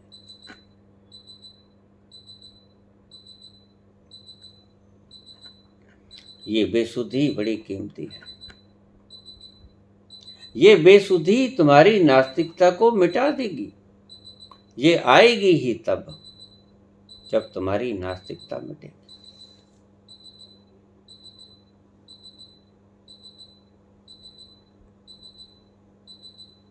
मैं जब साधना किया करता था शमशान में, तो मेरे मार्गदर्शक मुझे कहते कि अगर आप किसी को परमात्मा के होने की थोड़ी झलक दिखा दो कि है, some extraordinary power is there, some extraordinary power exist, तो उसका कुछ भरम मिट जाएगा और उसके चलने में सहायता मिलेगी अध्यात्म मार्ग में, और वो संसार में ज़्यादा न उलझेगा। तो मैंने उससे कहा, ऐसा होता है? हाँ, ऐसा होता है। तुम्हें हुआ, तुम्हें प्यास नहीं जगी? बिल्कुल जगी, मेरी आंखों के सामने हुआ। बुद्धि मूक हो गई, कुछ बोल न सकी। ओ, ये क्या हुआ? किसने मुझे पटक दिया? कोई जवाब नहीं बुद्धि के पास। और जब बुद्धि निरुत्तर हो जाती है तो श्रद्धा का जन्म होता है, खोज होती है। और जब खोज होती है तो जिसे खोज रहे हो वो मिल भी जाता है। मैंने कहा ठीक, तो अब जो सिद्धियां तुमने कमाई उनको थोड़ा थोड़ा अपने मित्रों में दिखाना शुरू कर दो, ताकि उनकी नास्तिकता को पूर्ण रूप से नहीं, थोड़ा थोड़ा मिट जाए। मैंने शुरू कर दिया। हालांकि भीतर से मेरा मन असहमति व्यक्त करता था कि नहीं, क्यों? क्योंकि एक बार तो ये मान लेंगे, कितना ही मैं इन्हें दिखा दूं, ये बाद में कहेंगे। हो सकता है ये हाथ की सफाई हो, क्योंकि मैं खुद ऐसे विचारों का रहा हूं। अगर मुझे कोई चमत्कार दिखा देता तो मैं उसे कहता ठीक, ये आपने दिखा दिया, लेकिन आज नहीं कल साइंस सिद्ध कर देगा कि चमत्कार नहीं, ये घटना ऐसे हुई। वो कहता नहीं, ये जो तुमने सीखी हैं ये घटनाओं का कोई तोड़ नहीं, बुद्धि इसका जवाब कभी नहीं दे पाएगी। चलो, मैंने शुरू कर दिया। मैं फंस गया एक दिन आके। या ऐसा समझो किसी भक्त ने, मेरे ही गुरु भाई ने मुझे फंसाने का षड्यंत्र किया। भक्तों, मैं जो बोलता हूं इसकी तस्दीक आप आकर कर सकते हो, क्योंकि वो आदमी अभी जिंदा है। मेरे जाने के बाद या उनके जाने के बाद आपको तस्दीक करने वाला कोई नहीं मिलेगा। फिर कहानियां रह जाएंगी, और वो कहानियां जो रह जाएंगी उनके ऊपर फिर शक उठेगा, और जैसे ही शक उठा वैसे ही नास्तिकता का जन्म हुआ। नास्तिकता क्या है? पूरे शक निस्संदेह हो जाना ही आस्तिकता है। नास्तिकता का मिट जाना निस्संदेह हो जाना है। तुम अपने संदेहों को मिटा लेना। मैंने कोई भी चमत्कार की बात कभी भी किसी भी वीडियो में की हो, तुम निसंकोच आकर इस बात की जांच कर सकते हो।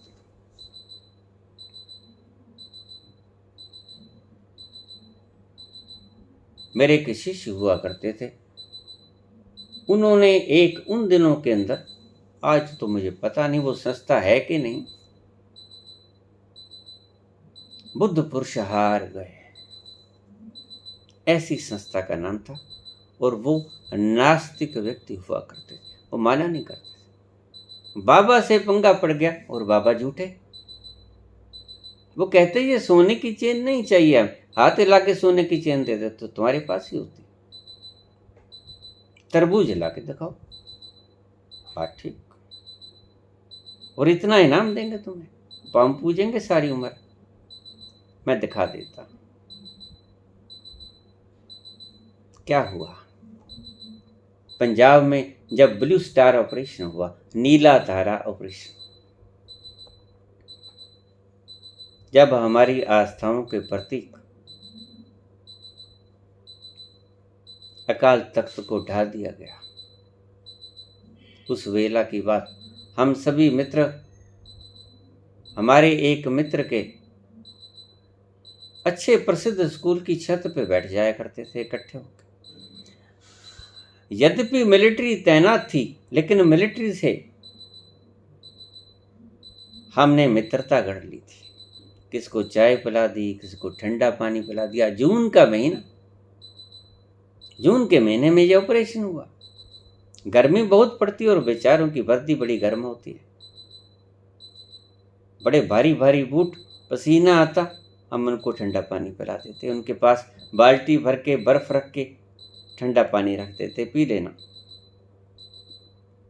सुबह दोपहर शाम चाय दे देते। तो उनका प्रेम हो गया, हमारे साथ मित्रता हो गई। हमें वो आने जाने दे देते, यद्यपि कर्फ्यू में ऐसा होता नहीं। हम सभी बच बचा के एक जगह पहुंच जाते, वहां बैठे, कर्फ्यू, सारा बाजार बंद, लॉक, सभी घरों में कैद। कर्फ्यू तो कर्फ्यू होता है, बाहर निकले नहीं, गोली बजी। हुक्म था, फौज को हुक्म था, जो व्यक्ति बाहर सिर निकाले गोली मार दो उसे। लेकिन हम किसी तरह साठ गांठ करके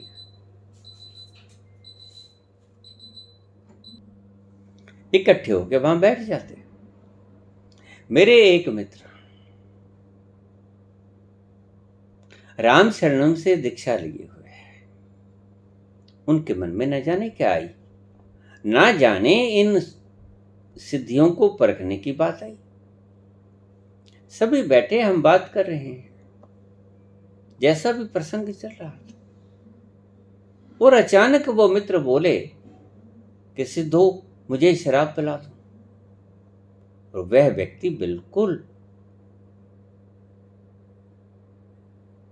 नामधारी, नाम ले रखा था उसने। मैं तो सोच ही नहीं सकता कि वो मांगेगा शराब।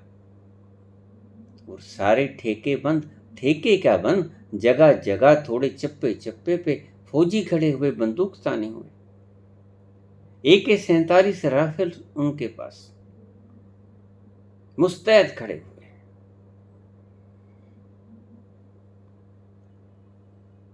शराब, मैंने कहा शराब, पागल हुए हो, क्या करोगे? कभी पीते हो? पीते तो है नहीं। आज पीऊंगा। क्यों पीऊंगा? मेरी इच्छा है, पिला दो। बड़ी मुश्किल खड़ी हुई।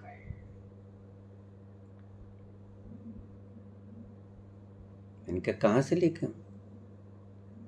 किसी आदमी को भेजेंगे, सभी ठेके बंद है। वो ठेका यहां से दूर बड़ी पड़ता है, वो शहर के आखिरी कॉर्नर में। कहता मुझे नहीं पता, मैंने पीनी है। मैंने कहा क्यों मजाक करते हो, रहने दो, हम कोई और जो चर्चा चल रही है उसे चलाएं। कहता नहीं, मुझे शराब पिलाओ।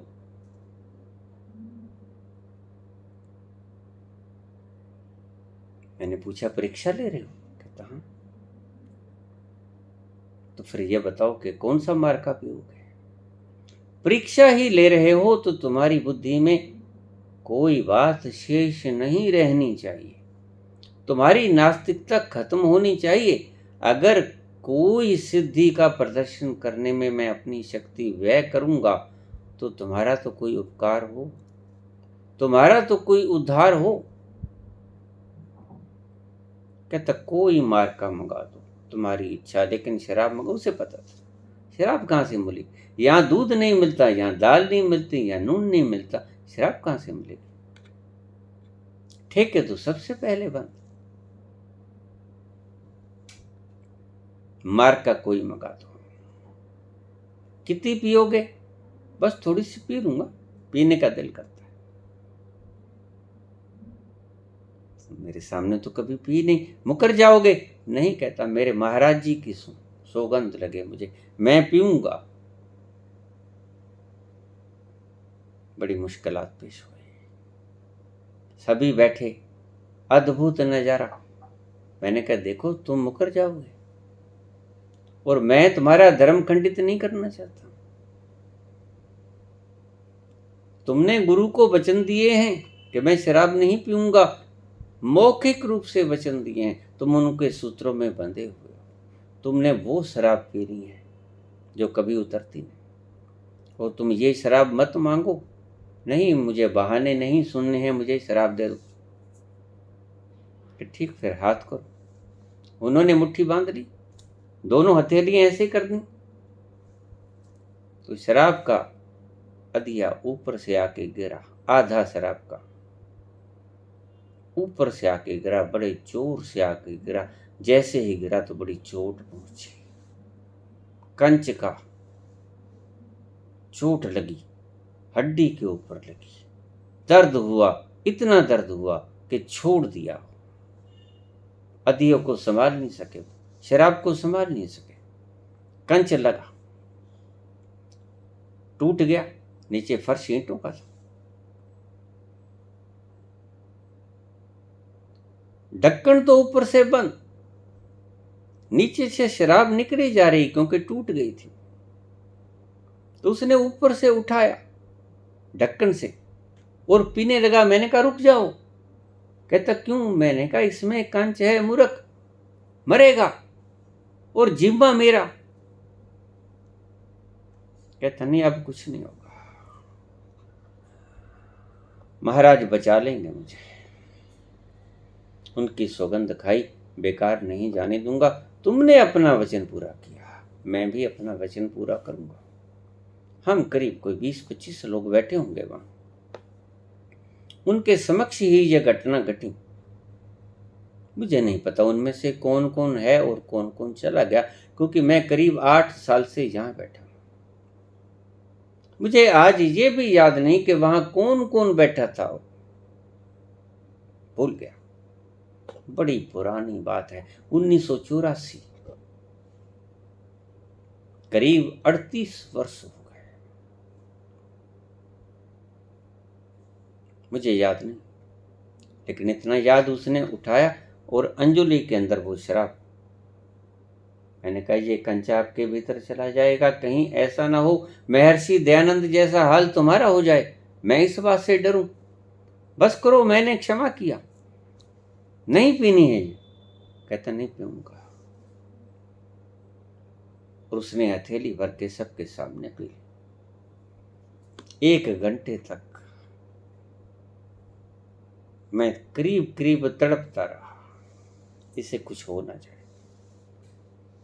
तब तक मैं एनलाइटेंड नहीं हुआ था, सिर्फ सिद्धियां ही थी। कंपता रहा, कहीं मर ना जाए, कहीं कोई नाड़ी फट न जाए, कोई कंच भीतर न चला जाए और वो कंच कोई बिगाड़ न कर दे, कहीं ऐसा ना हो कि स्वामी दयानंद की तरह। लेकिन जैसे ही वक्त बीतता गया, सुबह तक मुझे चैन नहीं आया। जब मैं सुबह पूछा तो ठीक ठाक था, तब मेरे मन को शांति।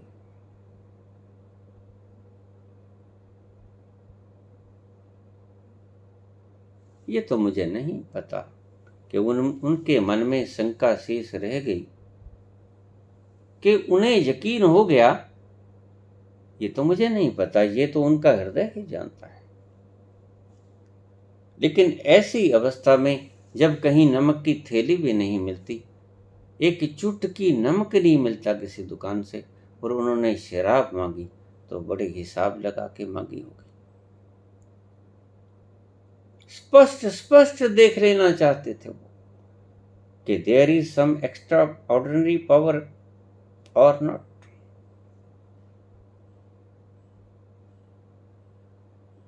तो 4 दिन बीते।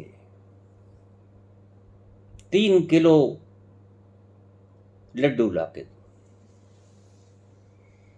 कहां से लेके आऊं? मुझे सिद्धि प्राप्त थी, सूक्ष्म शरीर को स्थूल में परिवर्तित करने की, स्थूल शरीर को तोड़ के अणुओं को सूक्ष्म में परिवर्तित करने की मुझे 700 के करीब सिद्धियां सिखाई गई थी। तो ठीक, अगर तुम्हारे पास ये सिद्धि हो तो फिर जाओ बाजार से 3 किलो लड्डू लेके आओ, हम सभी खा जाएंगे। इतने व्यक्ति तो हैं कि 3 किलो लड्डू हम खा जाएंगे। और ऐसा करना कि फला दुकान से लेके आना, दावड़ा स्वीट कॉर्नर, वहां से लेके आना, शर्त रख दी। मैंने कहा ठीक, कोई बात नहीं, परीक्षा ले रहे हो? हाँ।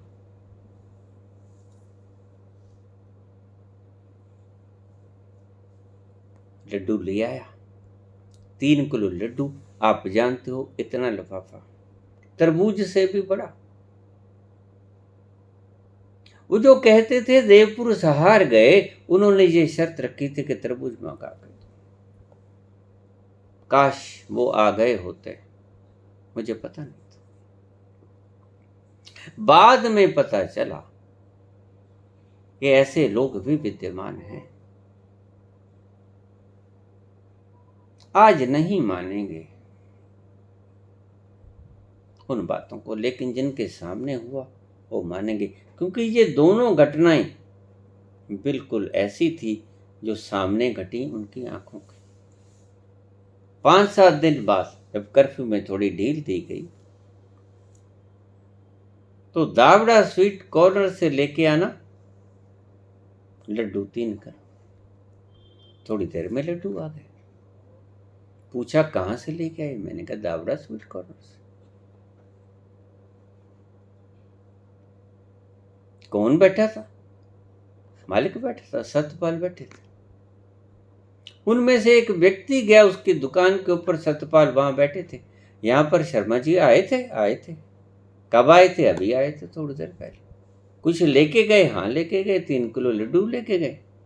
पैसे देके गए? बिल्कुल देके गए। तुमसे लेके गए? हाँ बिल्कुल मेरे से लेके गए। लड्डू गए यहां से हैं, पड़े आपके पास हैं, आप खा रहे हो। लड्डू हैं, कोई हवाई लड्डू नहीं है, शक काहेगा? इतना बड़ा लिफाफा,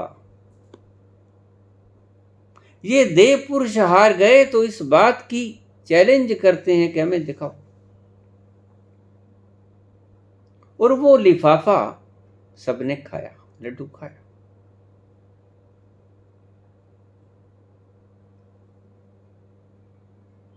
मुझे नहीं पता कि इस चमत्कार से, जिसमें कुछ सोचने की गुंजाइश बाकी नहीं, एक नियम तो है, प्रकृति का एक नियम है कि आप अपने स्थूल शरीर को सूक्ष्म में परिवर्तित कर सकते हो। हनुमान जी के पास यह सिद्धि है, शंकर जी के पास यह सिद्धि है, और सूक्ष्म को स्थूल में परिवर्तित कर सकते हो। और अणिमा लघिमा महिमा ये सिद्धियां जो है, छोटा बड़ा रूप भी कर सकते हो। हनुमान जी ने जब लंका में प्रस्थान किया तो अपना रूप बिल्कुल छोटा बना लिया, अति लघु रूप बना लिया उन्होंने, ये सिद्धि के कारण ही हुआ। और जब सुरसा ने अपना मुख बढ़ाया तो बड़ा विशाल अपना कद कर लिया। कद छोटा भी किया जा सकता है, कद मीलों मीलों लंबा भी किया जा सकता है, ये सिद्धि है। स्थूल को तोड़कर अति सूक्ष्म बनाया जा सकता है कि आपको दिखे भी ना, और उस न दिखने वाले सूक्ष्म से इतना विशाल भी प्रकट किया जा सकता है कि आप हैरान हो जाओ। ये सभी सिद्धियां हैं, इनके ऊपर वक्त खराब करने की चेष्टा भी मत करना। मैं सिर्फ सुना रहा हूं आपको कि नास्तिकता जाएगी कैसे। अगर ईश्वर कभी कृपालु हो जाए तो आपके साथ कोई ऐसी घटना घट जाए जिसका व्याख्यान या तोड़ तुम्हारी बुद्धि कभी ना कर पाए, तो तुम्हारी बुद्धि टूट जाए, और तुम्हारी बुद्धि टूट जाएगी तो तुम्हारी अज्ञानता भी टूट जाएगी, और तुम्हारी अज्ञानता टूट जाएगी तो तुम्हारी नास्तिकता भी टूट जाएगी, और तुम्हारी नास्तिकता टूट जाएगी तो तुम्हारा दुख भी टूट जाएगा, और तुम परम सुखी हो जाओगे, तुम परम तृप्त हो जाओगे।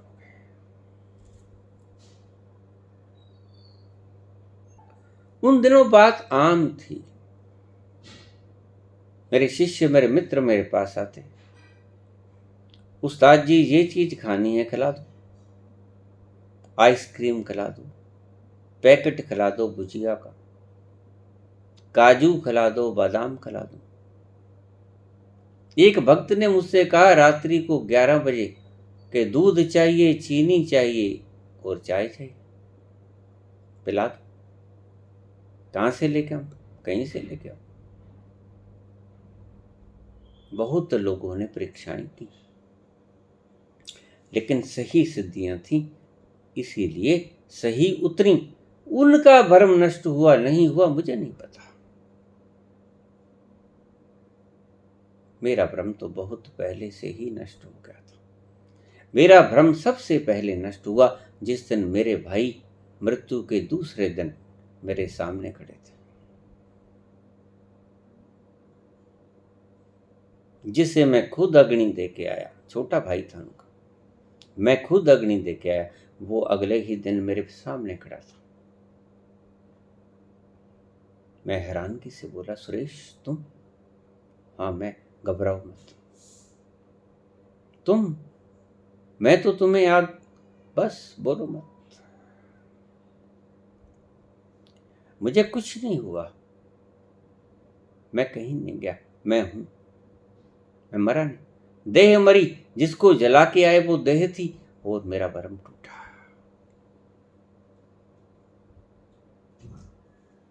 लेकिन उससे पहले मेरा भ्रम टूट चुका था। ट्रेन की इंसिडेंट से मेरा भ्रम टूट चुका था। दूसरा बड़ा इंसिडेंट ये हुआ कि मृत भाई जिसे मैं खुद अग्नि दे के आया उसके शरीर के, और वो मेरे सामने खड़ा है हूबहू वैसा ही। बड़ा आश्चर्य हुआ। एक बात साफ हो गई कि शरीर ही मरता है, मैं नहीं मरता। पहली घटना से, ट्रेन वाली घटना से ये भ्रांति टूटी कि कोई अदृश्य शक्ति है ही नहीं। अदृश्य शक्ति है, टूटी नास्तिकता। और दूसरी बात से, दूसरी घटना से ये नास्तिकता टूटी कि हम मर जाते हैं। नहीं, शरीर मरता है, हम नहीं मरते।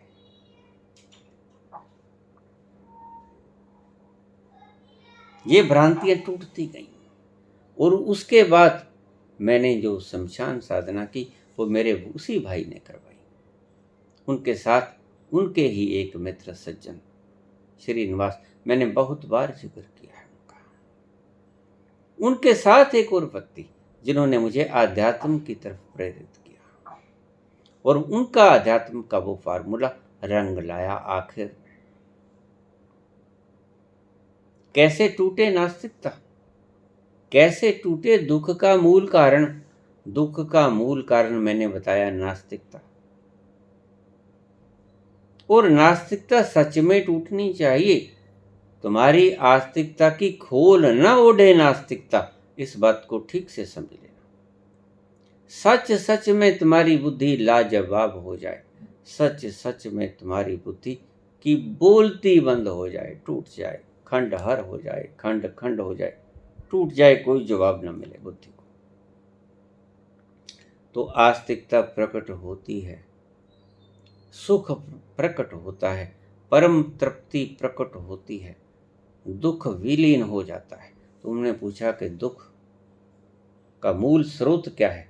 नास्तिकता। और नास्तिकता टूटती कैसे है? प्योर दर्शन से, शुद्ध दर्शन से। बुद्धि का कोई तर्क शेष न रह जाए, ऐसा दृश्य जब आप देख लोगे परम आस्तिक हो जाओगे। नास्तिकता टूट जाएगी और फिर कभी जन्म ना ले पाएगी। ऐसा प्रयास करो कि नास्तिकता टूट जाए, आस्तिकता, शुद्ध आस्तिकता प्रफुल्लित हो, जन्म हो जाए उसका। जो तुम हो वो सच में ही तुम्हें पता चल जाए। और जैसे ही तुम्हें ये पता लग गया कि मैं हूं कौन, तुम्हारा दुख मिट जाता है, क्योंकि तुम्हारी नास्तिकता मिट जाती है। नास्तिकता के कारण दुख, आस्तिकता के कारण परम सुख। नास्तिकता के कारण परम दुख, झूठी आस्तिकता के कारण परम दुख। सच्ची नास्तिकता तो कभी होती ही नहीं। नास्तिक तो नास्तिक ही होता है। झूठी नास्तिकता के कारण भी तुम दुखी रहते हो, झूठी आस्तिकता के कारण भी तुम दुखी रहते हो। तुम सुखी कब होते हो? जब तुम्हारी नास्तिकता सच में टूट जाती है। तुम्हारी बुद्धि के पास, बुद्धि नास्तिक है, तर्क देती है, सभी तर्क टूट जाते हैं। कोई ठिकाना नहीं मिलता बुद्धि को भागने का, कोई ठिकाना नहीं मिलता। बुद्धि खंड खंड हो जाती है, टूट जाती है। तो जन्म होता है उस तृप्ति का जो आस्तिकता का फल है। उस गहरे में उतरो, अपने आप में उतरो, स्वदर्शन में उतरो। लोगों की मत मानो, इन नास्तिकों की मत मानो, क्योंकि इनके पास अनुभव नहीं है, सिर्फ तर्क है, सिर्फ तर्क है इनके पास। और फिर मैंने देखा कोई विशेष प्रभाव नहीं पड़ा। ये लोग आ जाते हैं, काजू खाने आ जाते हैं, दाल भुजिया खाने आ जाते हैं, आइसक्रीम खाने आ जाते हैं, लेकिन इनके आस्तिकता के ऊपर कोई निखार नहीं दिखा मुझे। तो मैंने कहा देखिए परिणाम कैसे आ रहे हैं। तो मुझे श्रीनिवास कहने लगे आप इनको तिलांजलि दे दो।